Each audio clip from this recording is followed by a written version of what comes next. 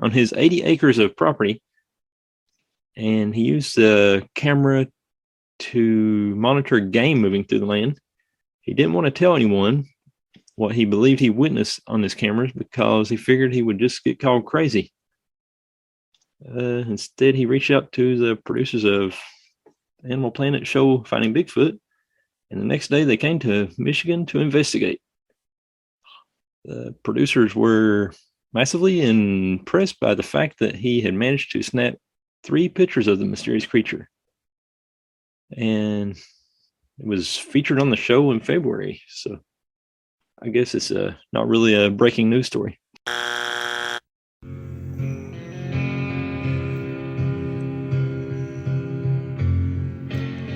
This story is called Snowed In.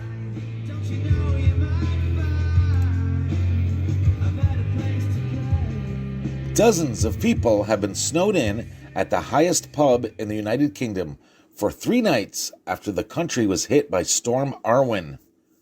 More than 60 revelers who went out to the Tan Hill Inn in Swaledale, Northern England on Friday ended up extending their stay after snow blocked roads and brought down a power line, co-owner Andrew Healds said on Monday.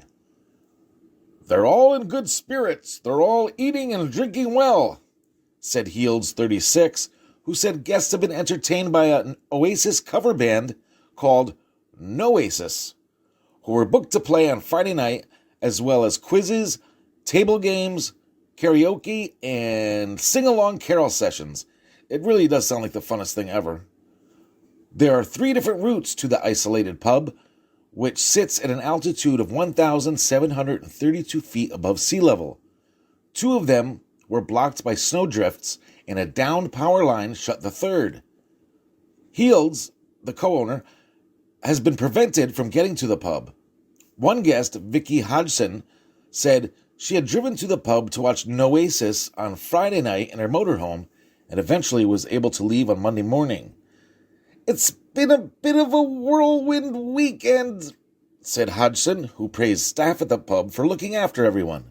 Some of the guests were meant to be camping outside, but staff made up beds inside the pub for them after their tents were destroyed by the storm, said Hodgson. "Tan Hill had been absolutely brilliant. It's actually been really enjoyable. You guys have been amazing.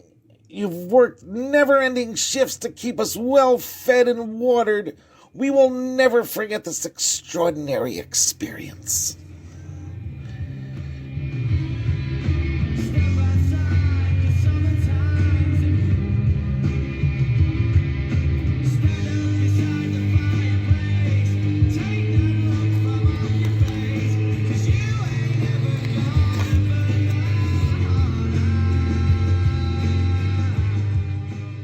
New UN sculpture resembles end times beast described in Revelation.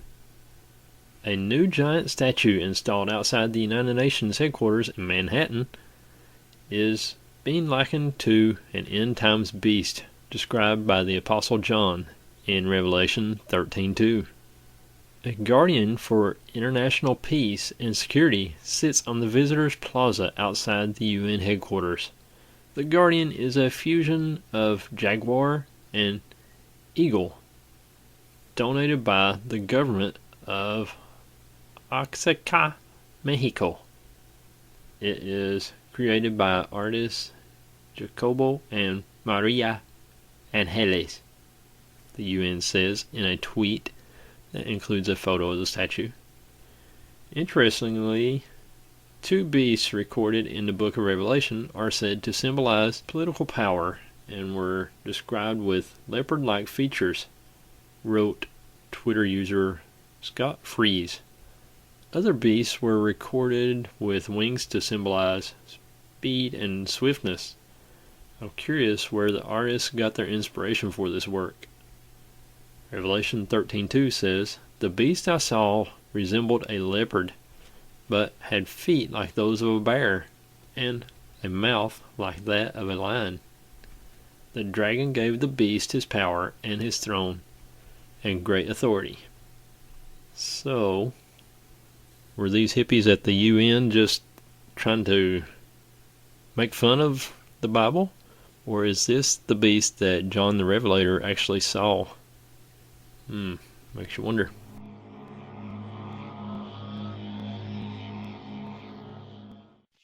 You have any little creepy childhood stories? Oh, yeah. I do too. I have. All right, let me tell you. When I was a kid, I don't know what people ask you like how you got started, like how you started being interested in all this stuff. And I don't have a certain, like, a lot of people had experiences that they could put the exact date on. Like, oh, when I was 5, this lady in a blue dress came and choked me when I was sleeping. Like they all have like it's like, I don't know. I was always interested in all this UFO hauntings. So when I was a kid, there was this show called In Search Of. Are you old enough to remember that? Yeah. Yeah, that's a good one. And it wasn't like there wasn't shows like nowadays, like they're all over the place. It was like the only show that would have these strange subjects on. And one episode I remember when I was a kid was called In Search Of, and then they always had like 3 dots. Then like one day they do UFOs, Bigfoot, whatever. So it was called Ghosts. So during the episode, this guy was saying how you could find ghosts anywhere. They're not just, they're not in a graveyard. They're not in a haunted house. They're all over the place, and you could find them and see them. So as a kid, I was all in. I was like, I want to see a ghost. So at the end of the episode, I asked my mom for a flashlight. She asked why. I said, because I want to go find ghosts in the basement. It's like I said, you could find them. So she gave it to me. Nice, Mom. And I didn't find any ghosts, Junebug. But it made me interested. And just a few years ago, I found on YouTube the exact episode that I watched. It was actually on YouTube. Hidden treasure. And it was Hans Holzer was the guy talking, which I didn't remember when I was a kid. But now I saw it. Oh, yeah, that's the same episode I watched. So he was a huge influence on us kids. With me, it was Unsolved Mysteries. I'd watch it when I was home alone on Wednesday nights. And like every time they would show a segment on UFOs or aliens, I'd always get all paranoid thinking that the men in black were watching me through the windows or something.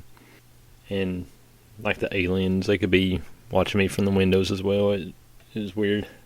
But that always scared me. So one of my other creepy things I did was my grandmother's house. I lived there like basically half the time. And she had 3 floors where my other relatives lived on the 2nd and 3rd floor. So when I used to sleep over there, that was like 4 or 5. And I would turn off every light going up the stairs and the hallway, so it was pitch black. And I would have to do it at midnight because that's the scariest, right? So at midnight, I turn off all the lights and I'd go up each stair, and they'd creak. This was an old house, and I'd go up each stair one at a time for the sole reason of being touched by a ghost. Because I thought in my head, it gotta come out now. Yeah, the nighttime is the right time. But that's what a creepy kid I was, and I would do that every time I slept over there. It's funny, we basically had the same childhood because I would stay with my aunt and uncle all the time when I was a kid. And in the nighttime, I would always like to play hide and seek with my uncle. I don't know why, it just seemed scarier at night. I'd turn off all the lights in his house, and I'd hide somewhere, and he would come being all creepy and saying junk like fee fi fo fum and junk like that. And it always, I don't know, it just made it seem really creepy to me, and it was fun. But one night we were playing hide and go seek like that, and I had all the lights turned off, and my mom was sitting in the living room just in the dark, kind of waiting patiently for us to turn the lights back on. And someone whispered in her ear, Linda. And that was her name. And creeped her out. She jumped and screamed and turned the lights on and stuff. And like me and my uncle were back in another room playing. So I was all mad. Like, why did you turn the light on? We're playing. But she had a little experience there. It was pretty creepy. I don't know if you heard this story before. Me and my sister. This is an embarrassing revelation. I hope your listeners appreciate this. Do you know when you got a cardboard box when you're a kid, like one of those big boxes, you get something delivered in, and you'd you'd make like a car out of it, or a spaceship, or an airplane. You draw controls, and you sit inside the box. Yeah, always love doing that. Yeah, you make little vehicles out of it. So no, I wasn't like that. Well, yeah, I guess I did do cars, but I graduated to make like a mortuary. And me and my sister would put cardboard pieces in between. So there's like 6 different rooms in this cardboard box. And we'd out of Play-Doh, we'd fashion people. And we'd all make little beds for them. And they'd lay on these beds, and all of them were dead. So and they had it was like little funeral, it looked like little funeral rooms for each one. And there was like I remember there was this one gentleman who passed away from, he was and there was a story written on the wall, like so each person could know what happened to these people. And this one gentleman, he was crossing the street from church one Sunday morning, and he got smashed by another vehicle. And then we'd have him laying on this little slab, and his head would be, I remember his head, we put a little piece of white cardboard in there to show a bone sticking out. Like blood all over. And then we'd say his name, died of this date. And then there was this little baby, I can't remember his name, little Joey Johnson or something. And he got into an escalator accident. So we got one of those like cheese graters and smushed it right on his head. So they put it on the little slab. So the little Joey Johnson died in an escalator accident at the mall. Oh no, poor Joey. And then we'd show our relatives. We'd call our relatives down to look at our creation.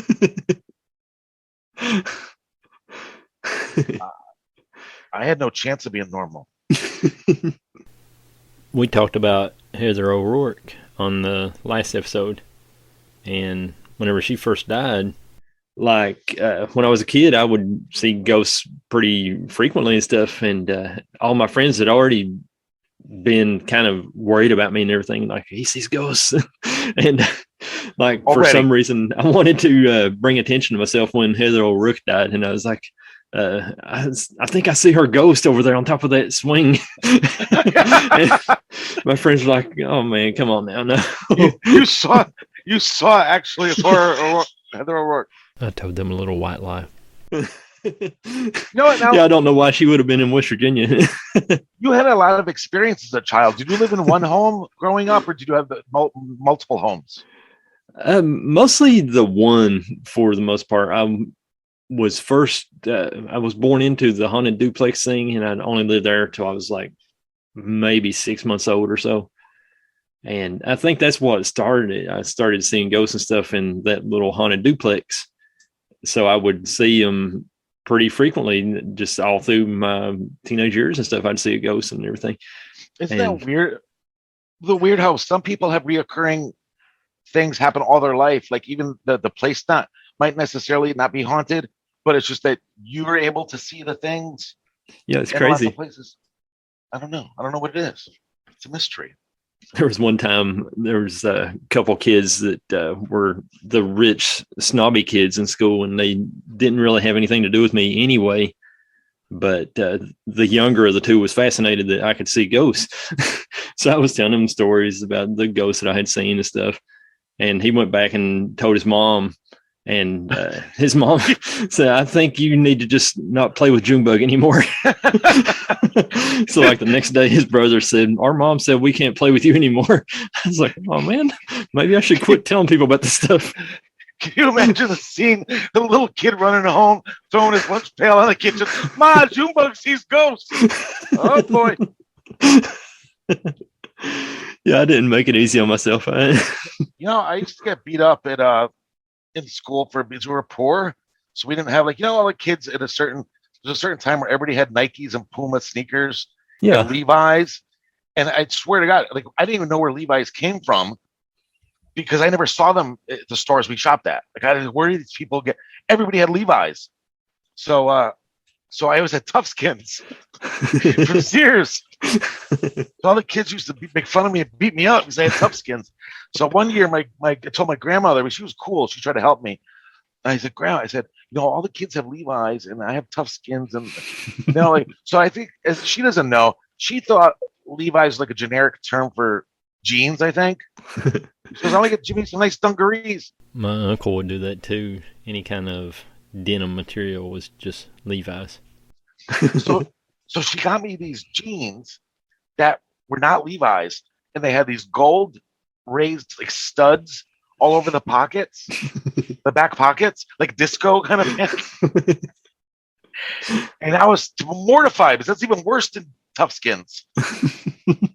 So I was at the bus stop and I kept kept trying to like roll on the ground to try to dull the shine from the these studs on the pockets. It was so, I don't know why we went here. I don't know what happened.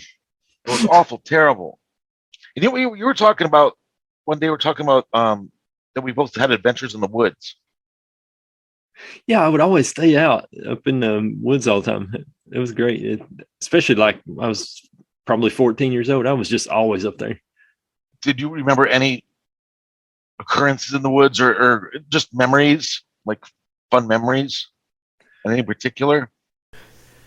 Me and my buddy Torben Wannabe were walking around up in the hills one day on this old road. It was in the same area where we had heard the Bigfoot knocks that I talked about in one episode. So we were walking along that road, and this gas company truck came by up there. There's an old natural gas well up there. So there's a gas truck going by, and there's two guys in it, so we just figured that they were going up there to check the gas lines out. And the funny thing is that road goes for about 3 miles, and then it just comes to a dead end. There's no way back down the road. You have to turn around at the dead end. You go back the way you came from. So me and Torben Wannabe were walking along the road, and these two guys drove by us, and they both waved at us. Like, hey, how you doing, kids? You crazy kids. You're just out here lollygagging and stuff. And we walked on to the end of the road, and we never saw the gas truck again. The guys just disappeared. Either that or the whole mountain is like some kind of a deep underground military base. I have two stories from the woods that stick out to me. Is because I, like you, I lived on a small road. There wasn't too much to do. Not many. There's no other kids on my road, and so there was woods across the street from my house, and I just spent all day in those woods. And I don't know where. Let's see if you could figure out where I got this from. You could tell these were ancient paths, like hundreds of years old. There's paths going through the woods, and it's overgrown, but you could tell there were walking paths at some point. And I used to dig holes in the ground, like about a foot deep, and then I put like little sticks over it and then put leaves over it to camouflage it. I imagine I was trying to make people fall in a hole and snap their ankle. There's no other reason to do it, but I don't know where I would get that from. It was pretty smart for a little kid to do. It was probably protecting myself from predators or something. I would do that too. But then I got this information to set up the story. So not far from my house was around here. It's a famous, or it's a notable mountain. It's called Sleeping Giant. Because it's if you look at it, it looks like a giant laying down. That's where they got the name on. So, anyways, according to Native American legend of the Quinnipiac tribe, this giant stone spirit Habamak was a prominent wicked figure. In many stories, he became enraged about the mistreatment of his people and stamped his foot down in anger, diverting the course of the Connecticut River, where the river suddenly swings east in Middletown, Connecticut, after several hundred miles of running due south. To prevent him from wreaking such havoc in the future, the good spirit Ketan cast a spell on Habamak to sleep forever as the prominent man-like form of the sleeping giant. And I heard another story that this giant was like running amok, causing problems for everybody, and they invited him to a party to try to be friends with him, and they gave him so much to drink that he like passed out, and they said he's still sleeping today, whatever. So anyways, I'm just setting up this is what the area I live in. It's a lot of Native American history.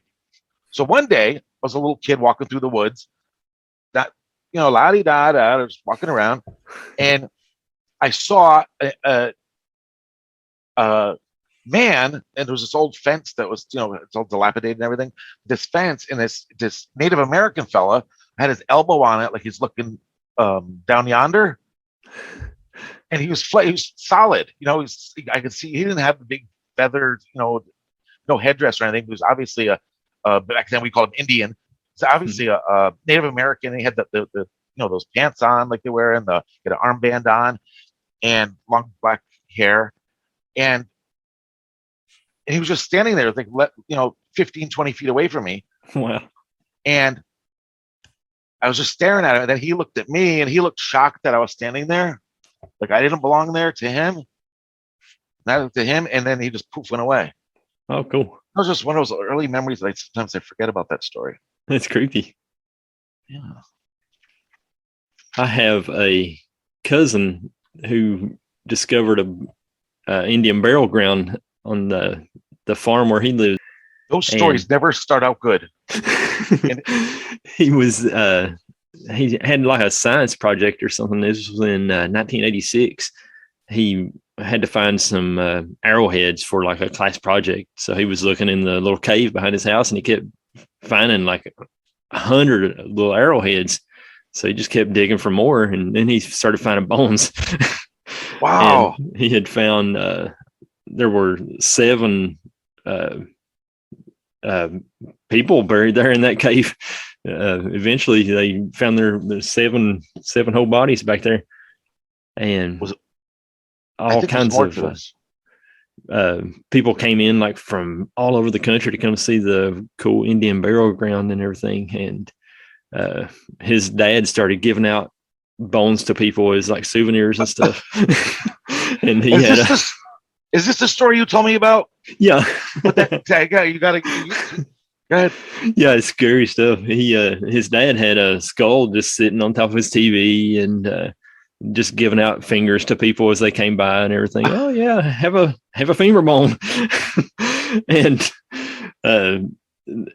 turned out that all that was all cursed, and the spirits were not happy about it. So I can imagine. Got sick. Family got sick. Yeah, everybody in the family just started developing weird diseases and cancer and having heart attacks and stuff. And the curse still hangs on to that family to this day. They've been plagued by problems just constantly over the years. All right, Junebug, let's do a public service announcement. Young children, do not ever mess with Native American burial grounds. Ever.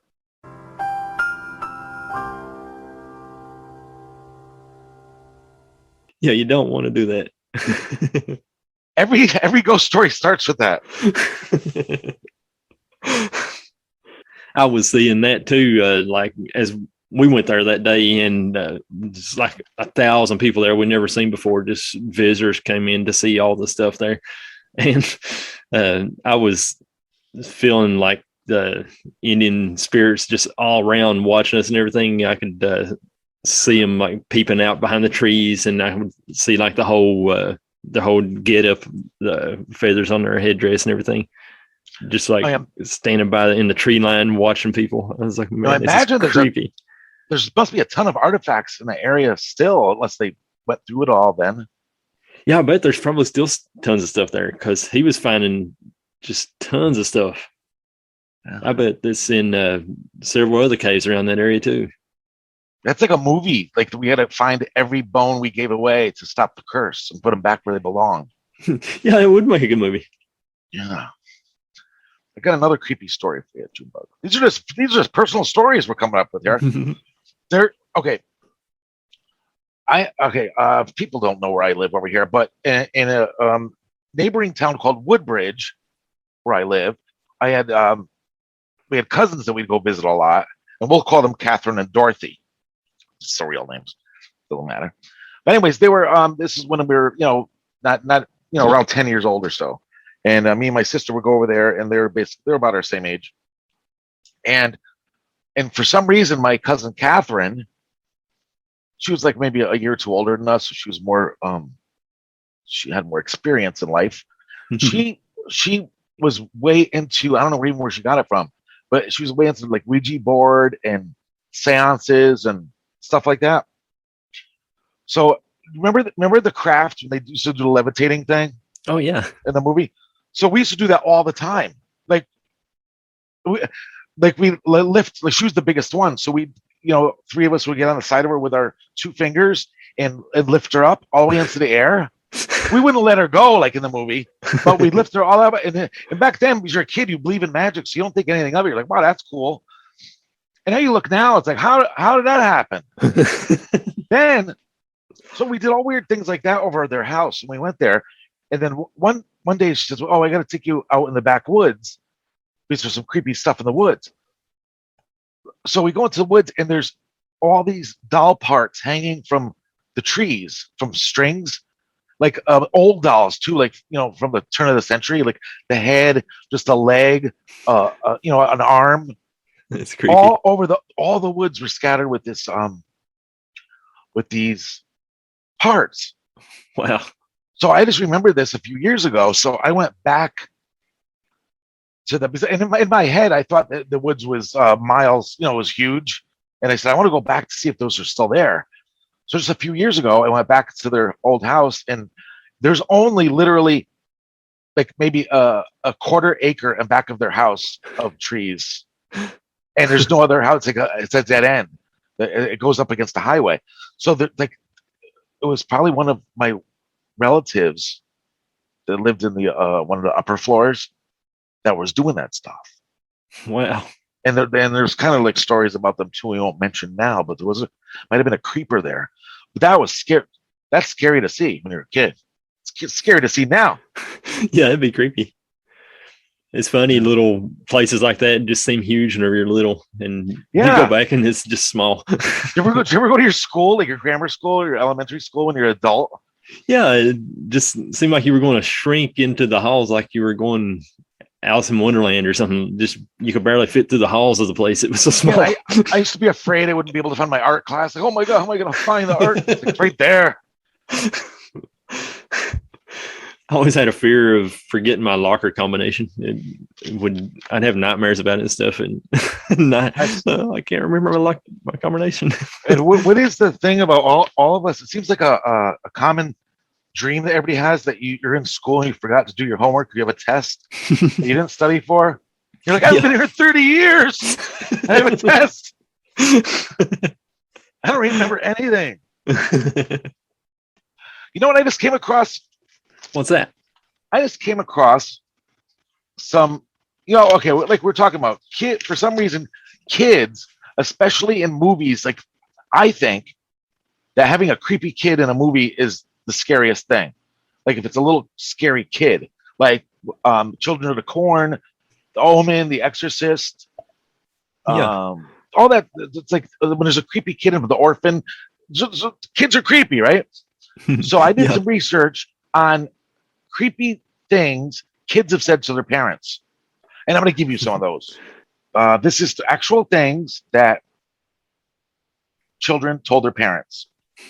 My daughter handed me a flower and said, "Here, Mom, here's a flower for your grave."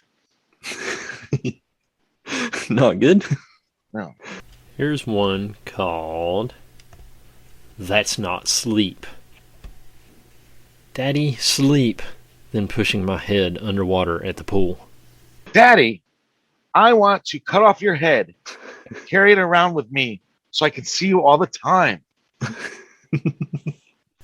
This one is called Soon. Very soon now. Not to me, but to his grandmother. He was cuddling with her and being very sweet. He was about 3 at the time. He takes her face in his hands, and he brings his face close to hers, and then tells her that she's very old and will die soon. He then makes a point of looking at the clock. Holy mackerels. This was scary to me. Well, this just reminds me of something that just came into my head. We're talking about the Indian thing. When I was when you're a kid, you think your parents know everything in the world, and you trust them with everything because they're adults, but they don't know anything. They're like us. Like, we don't know anything yet. So I remember once my mother was sleeping, and she was on the couch sleeping, and I went in there to see, I don't know, I was probably turning the TV off for her or something. And all of a sudden she jumps up And she point, and her eyes are like wide open. She goes, Jimmy, watch out! There's a cowboy around the corner. What? What? What? Why have you forsaken me? I never got over that. I don't know why I was scared of a cowboy either, but he didn't belong in my house.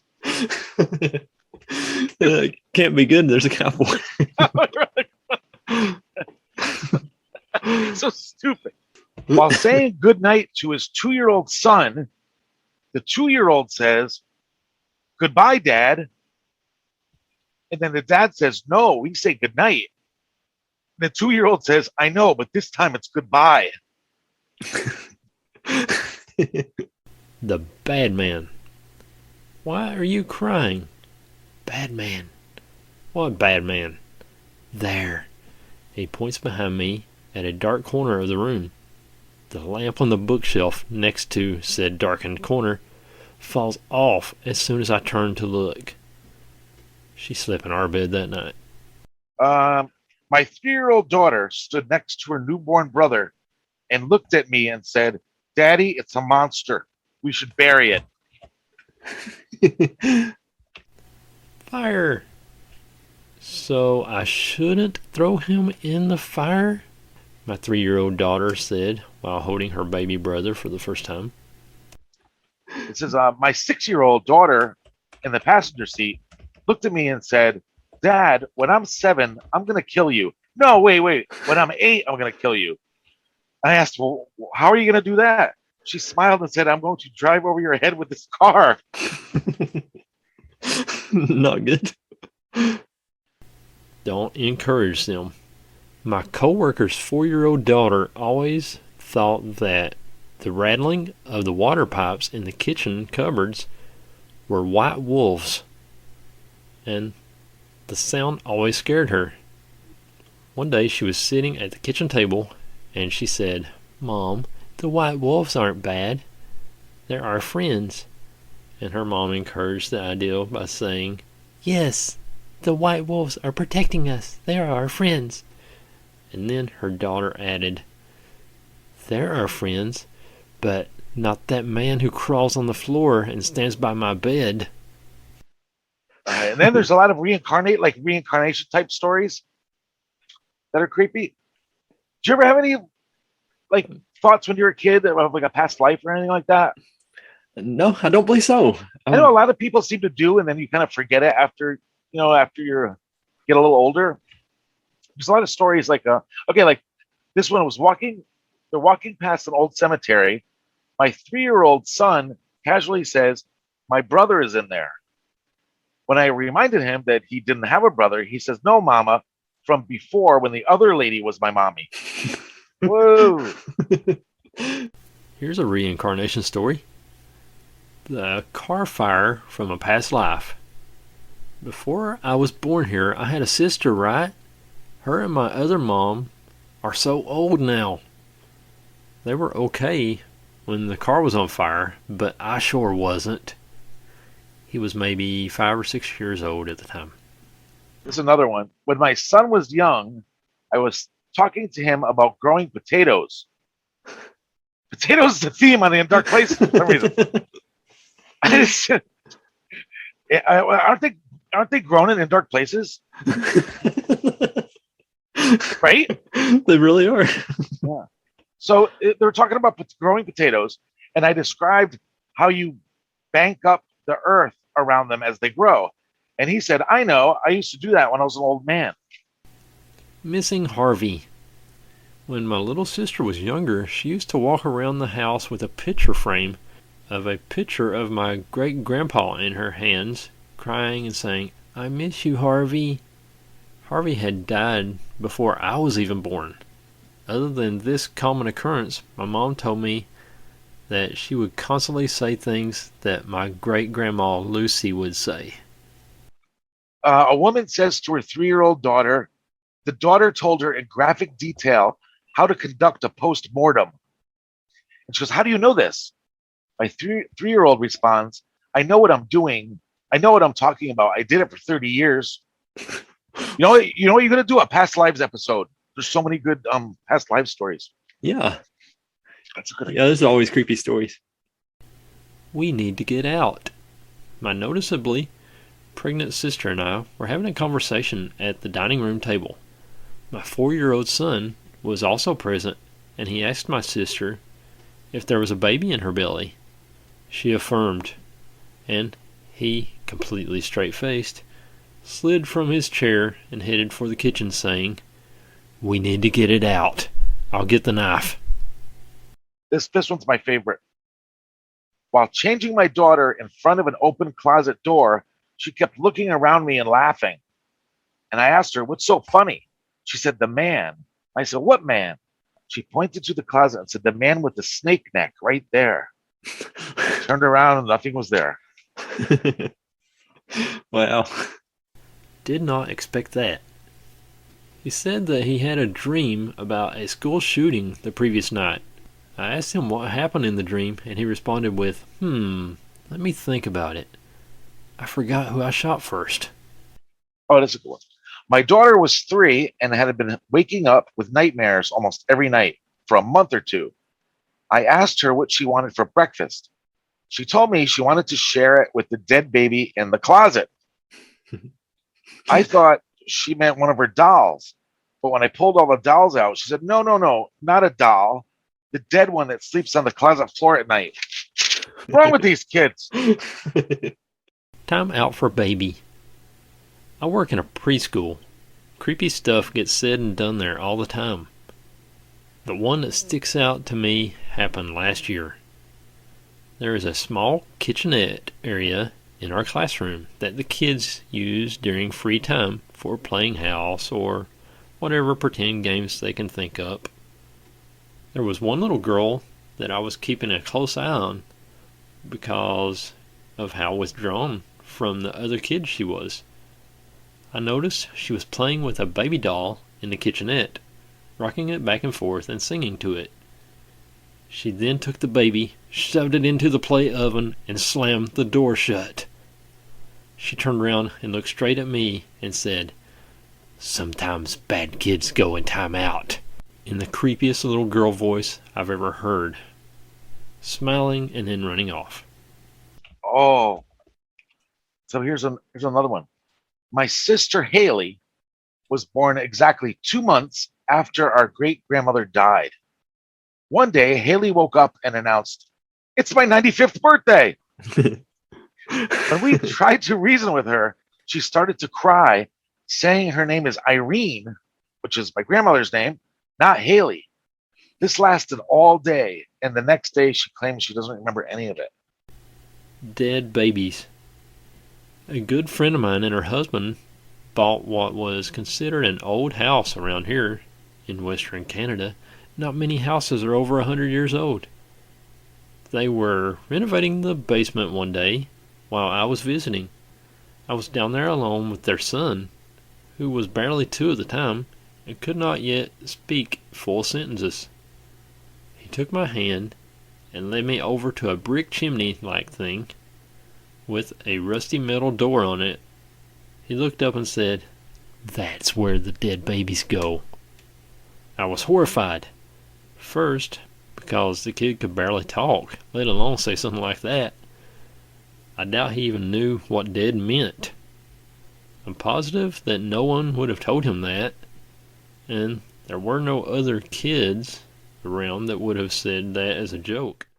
This is 2 Barbie doll stories. And those are creepy also. I don't like little dolls. They're going to start walking around. My 5-year-old daughter says, "Mom, I need you to throw away 2 of my Barbies." And the mom asks why. It's just because they looked back at me.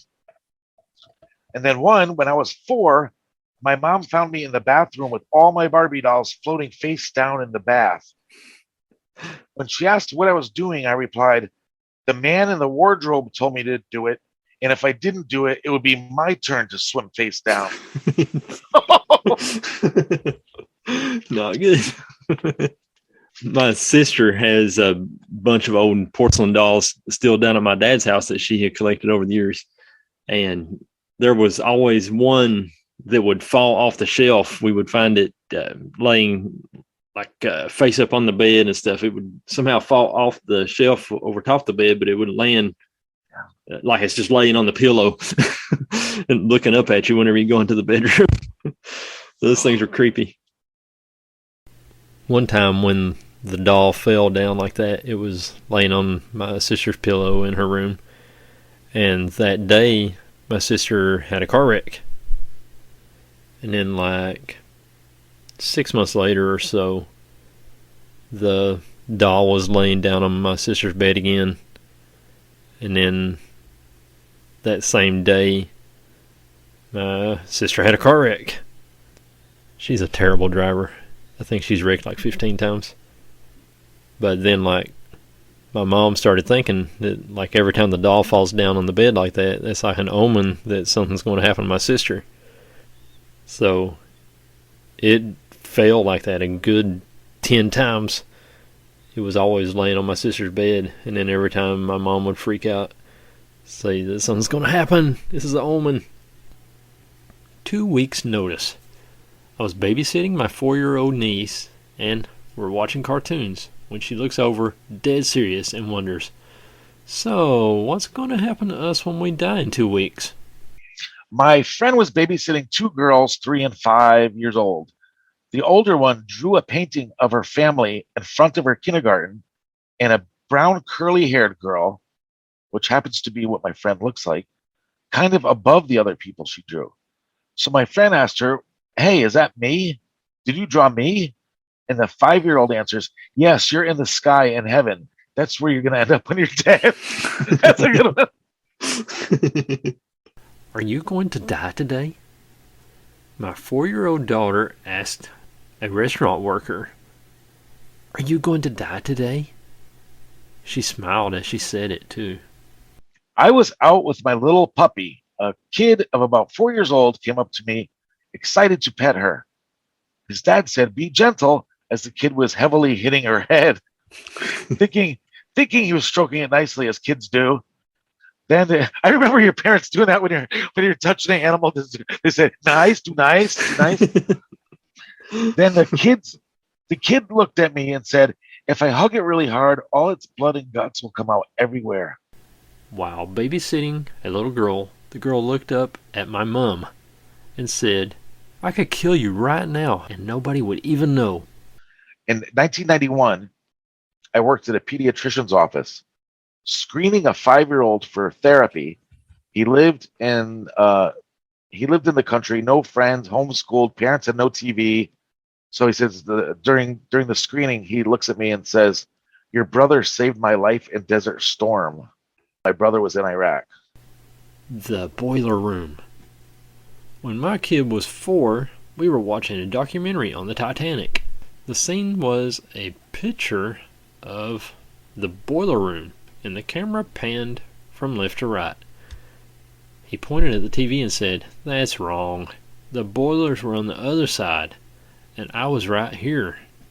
He pointed to a small space in the boiler room. That's where I was, and that's why I don't like water now.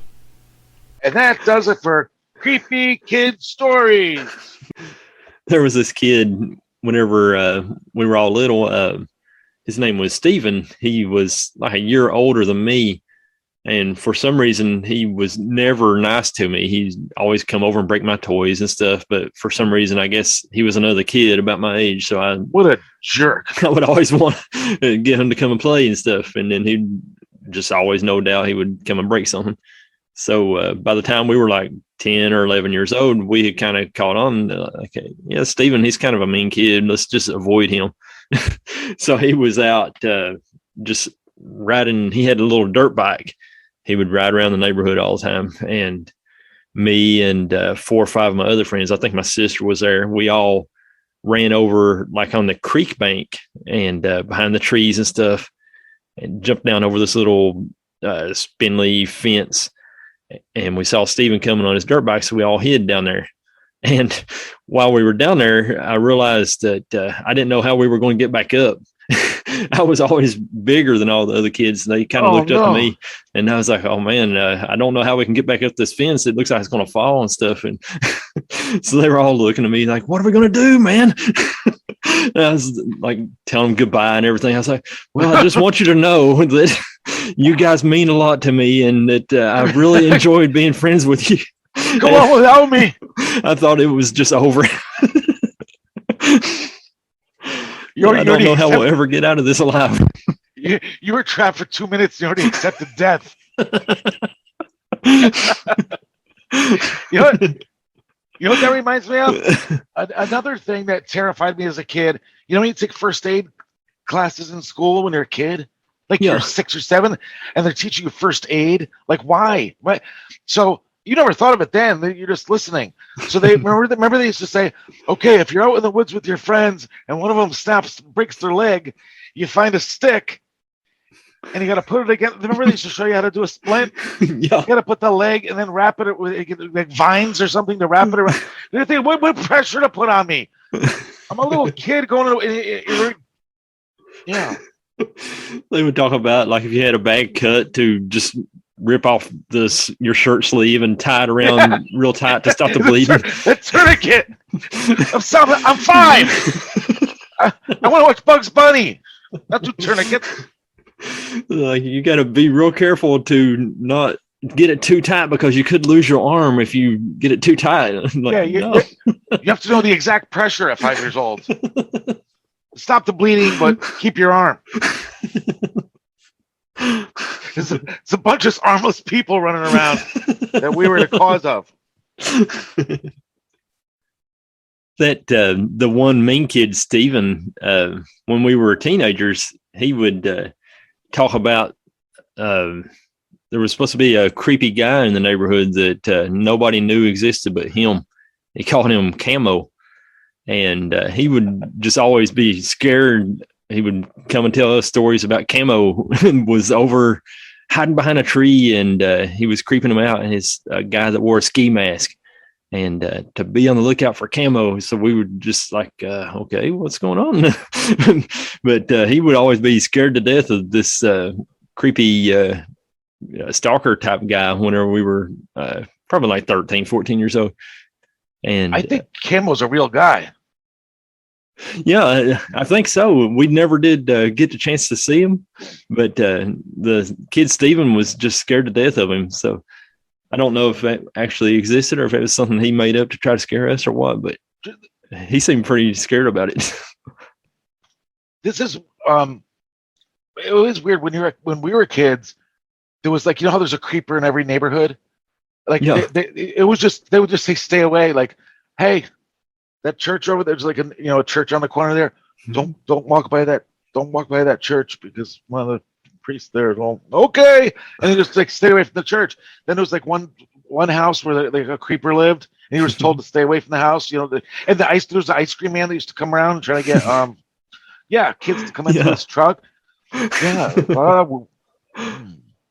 you ever have a train set, jukebox? Yeah. Yeah, I always kept those. These things just pop into my head. I had it's not really a good story, paranormal story, but I had a train set when I was a kid. And did you do I used to get all my sister's, no wonder she hates me. I used to get all her dolls and put them on the tracks and kill them. Yes, I would do that. Yeah, so it's a normal thing, right? Tie them up on the track and let the train come around and just crush them. Yes.